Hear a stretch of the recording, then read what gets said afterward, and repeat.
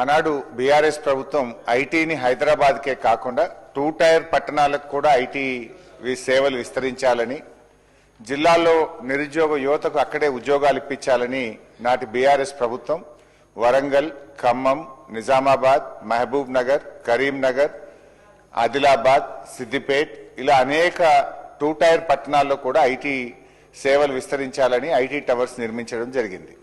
ఆ రోజుల్లో కొన్ని వేలాది మందికి ఆయా జిల్లాల్లో స్థానిక యువతకు స్థానికంగా ఉద్యోగ అవకాశాలు కల్పించే ప్రయత్నం చేశాం.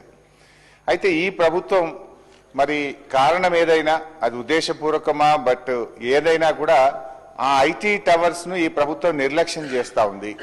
నిర్లక్ష్యం చేయడం వల్ల గతంలో వచ్చిన కంపెనీలు కొన్ని వెనక్కు వెళ్ళిపోతున్న మాట వాస్తవమా?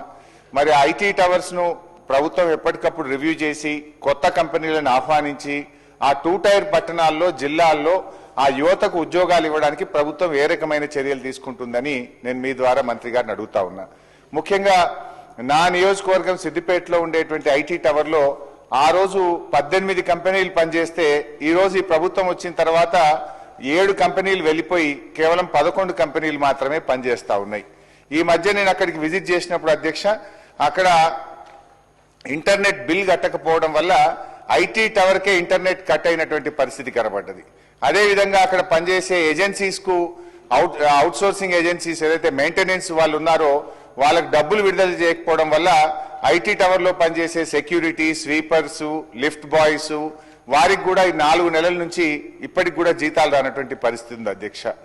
నేను ముఖ్యంగా మంత్రి గారిని కోరేది ఏంటంటే వారికి ఆ మధ్య మనం ఒక 3 సంవత్సరాల వరకు ఫ్రీ రెంటల్ ఫెసిలిటీని ఐటీ కంపెనీలకు కల్పించాం. ఇప్పుడిప్పుడే ఆ కంపెనీలు స్టెబిలైజ్ అవుతా ఉన్నాయి. ఆ కంపెనీలు మరో 3 సంవత్సరాలు ఫ్రీ రెంటల్ ఫెసిలిటీని కొనసాగించాలని చెప్పి కోరుతా ఉన్నారు. ఇది మీ దృష్టికి వచ్చిందా?